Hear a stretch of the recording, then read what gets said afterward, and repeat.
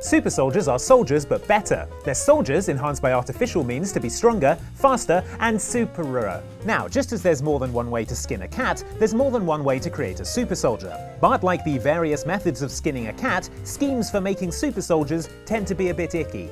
I mean ethically icky, not icky, although sometimes that too. Anyway, for the next time you need to build a super soldier for work or fun, try to avoid the following shady methods and also spoilers for the following games.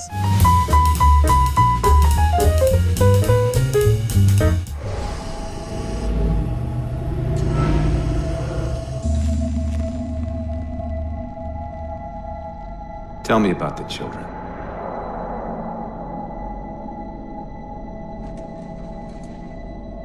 Dr. Halsey. Who doesn't love Master Chief? No one is who.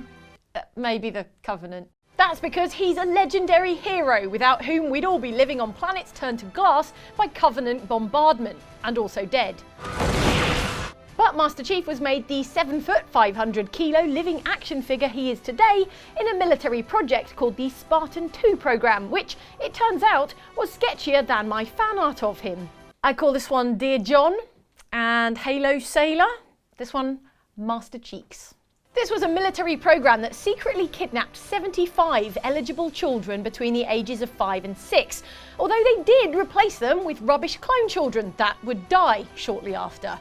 You're welcome, the parents. But don't worry, the Office of Naval Intelligence had their reasons. You kidnapped them. Children's minds are more easily accepting of indoctrination. Their bodies more adaptable to augmentation. Like I say, reasons. So sure, they abducted a bunch of kids, took away their names, drilled them with ruthless military training. Then when the kids were 14, they were subjected to radical biological augmentation procedures that killed or crippled more than half of them. But hey, you can't argue with the results. Dr. Halsey, you're bending history for your own favor, and you know it. You developed the Spartans to crush human rebellion, not to fight the Covenant. Look, mate, do you want a bunch of unstoppable super soldiers or not? Because I'm starting to doubt your commitment to Project Child Steal.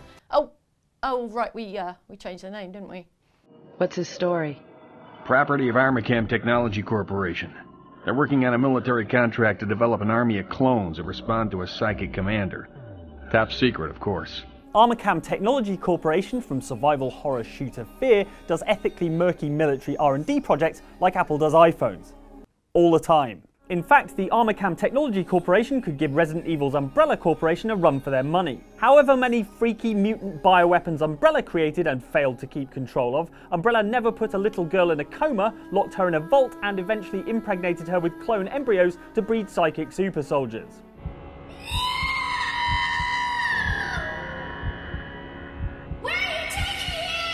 Which Armacham did do.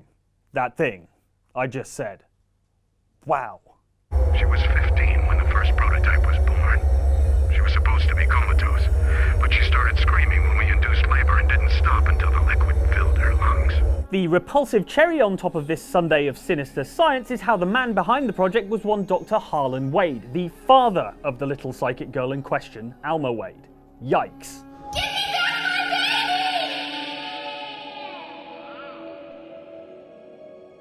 You will be a god among men. Take her back to the vault.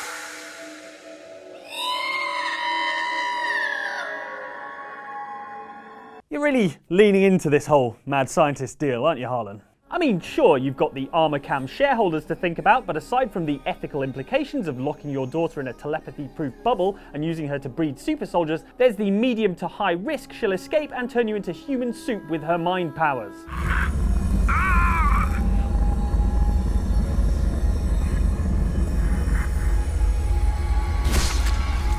Oh, she did do that thing I just said. Right. These tentacles are beyond my control. Their will is the will of the battlefield.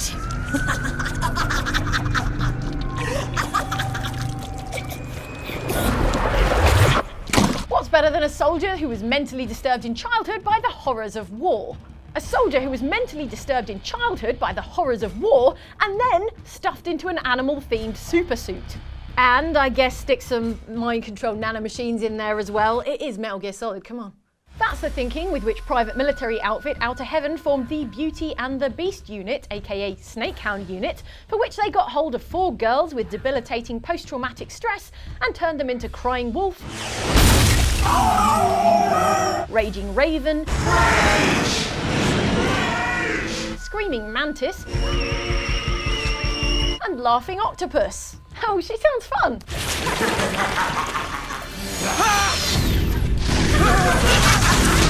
Laugh with me!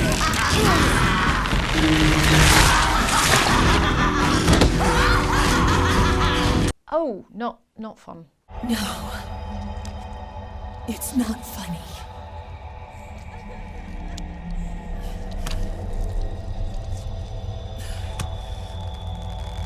Nothing is funny. Crying Wolf, to pick another soldier at random, grew up in a war zone, saw her parents slaughtered, then accidentally suffocated her crying baby brother while trying to hide him from enemy fighters. I was so scared.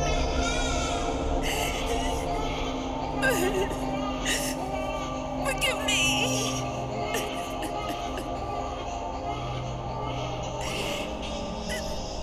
I'm sorry. I mean, that's your ideal candidate right there. And when we say better soldier, we mean even more ethically dubious soldier, because actually the end result was a squad of violently unpredictable supermodels dressed as cyborg animals who could only barely be controlled and would go on to utterly fail to complete their mission of destroying Solid Snake. I hear them in my head. The screams! Make them stop! It's like taking a kid who was locked in a torture basement full of corpses and then she has to eat the corpses was a bad idea. Who knew? Back to the drawing board, I guess. Alright, what else we got? Swarm of angry bees inside a wetsuit. I'm on it.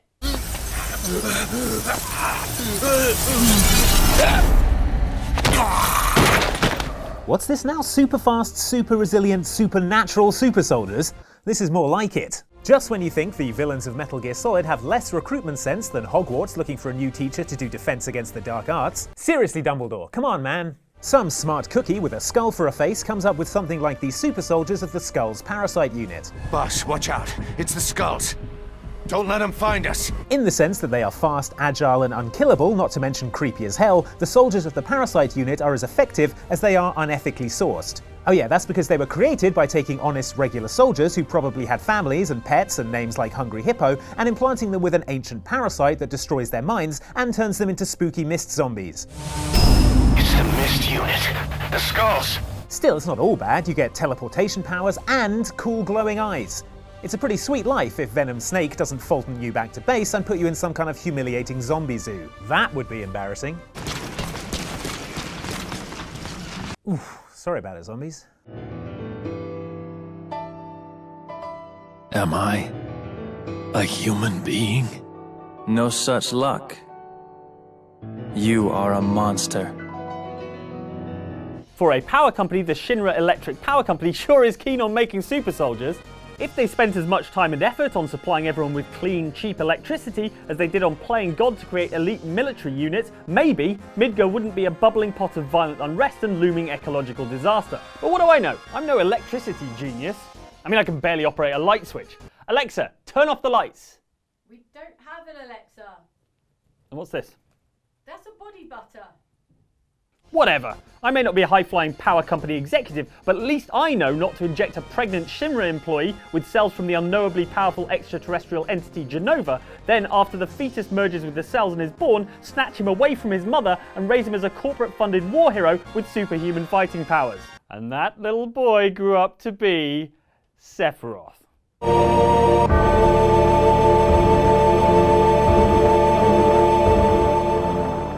Well, okay, I'm not going to lie, this looks bad for you, Shinra, but it could be worse. Your genetically engineered child prodigy could go on to murder one of the most beloved characters in video game history in one of the most tragic moments in video game history.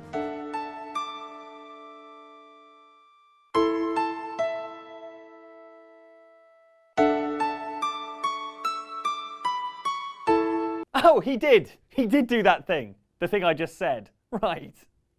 Why did the agency want you? I don't know, I guess I might have... Diana did this for you. Why? Please, she was my only friend. She took me away from the doctors.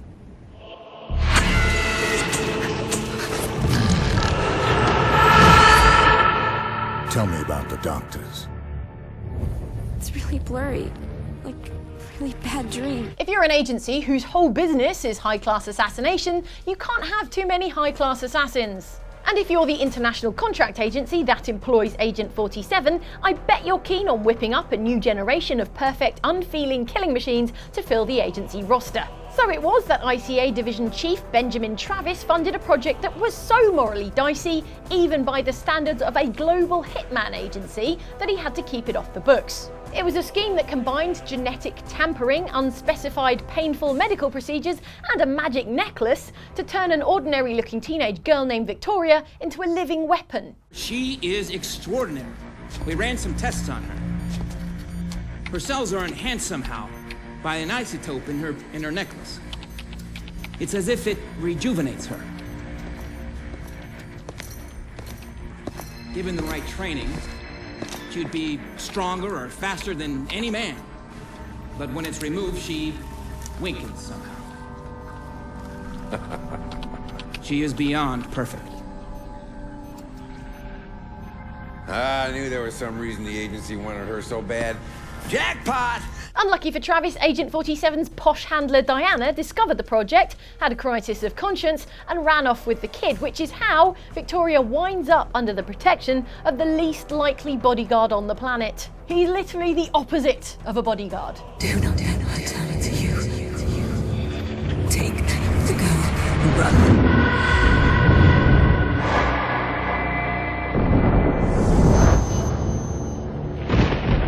I cannot be part of this anymore.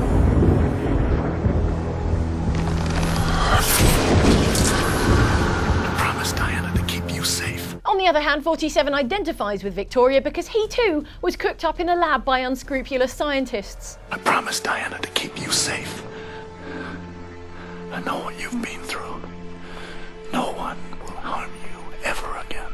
I guess those scientists finally cracked the genetic code for the perfect assassin with a great head of hair. See, it's a funny joke, Victoria, because Agent 47 is bald and you have the... Victoria? Get away from me! Victoria.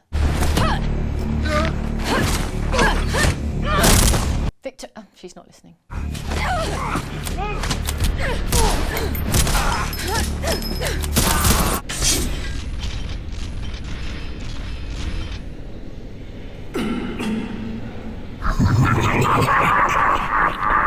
Look, I get that Strogs from the Quake series are supposed to be better than regular soldiers. They've got cybernetic augmentations, nanites in their blood that repair their injuries, and various weapons instead of hands. The name's not great, but it's nothing a little workshopping couldn't fix. Techno bastards. Something like that? Something like that, but better. But once you've seen the process for actually becoming a Strog, you've got to ask yourself if this is really the most humane and efficient process they could come up with. Strogs can't reproduce naturally, so they have to go around looking for organic material to fuse with technology of their own design. Or to put it more bluntly, they saw your arms and legs off while you're still awake and then stick robot replacements in their place.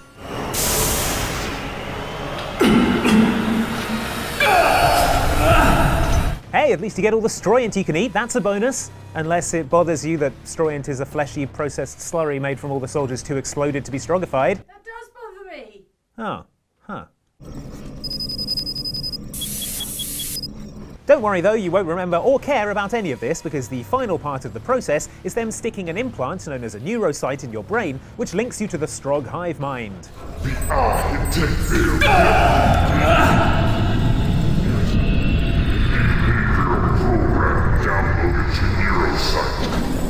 Don't let me tell you how to do your job, guys, but maybe you could have done that part first, before all of the limb soaring? Admittedly, the Strog are unfeeling machines, but it seems like they're going out of their way to make this super soldier process as unpleasant and harrowing as possible. It's not even worth it. I contend that having flamethrowers and maces for hands actually makes you worse at fighting. Sure, it's good to have weapons on hand at all times, but what happens when you want to open a door, or press an elevator button, or, I don't know, touch your face at all? I guarantee you those masks are there to stop them picking their nose and taking half their head off in the process. In work.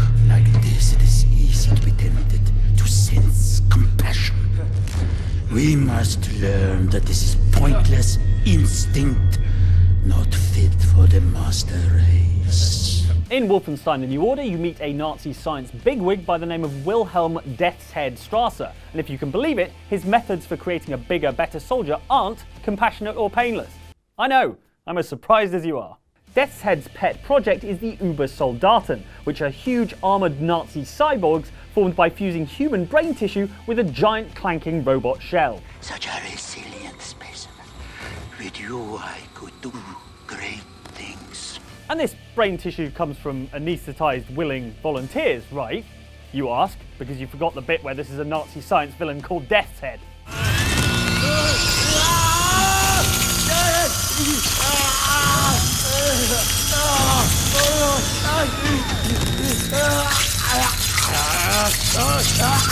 No, they are not anaesthetised or willing volunteers, though occasionally, for a treat, Death's Head will let you pick which of your poor innocent squad mates you volunteered to get the Uber-Soldat treatment. Which one of these two varieties would best support my research? I'd say these nightmarish steampunk cyborgs were technologically impressive for the 1940s, but then again, they could be disabled by jabbing them in the weak spot with a length of pipe, so not so much. Quite the punching arm, though. Alright, thanks for watching this video about the unethical ways in which you at home can make super soldiers. Don't do any of those things though, they're all illegal. Right now I'm going to ask Alexa to recommend some more videos for you to watch. Alexa, what should people... Hang on.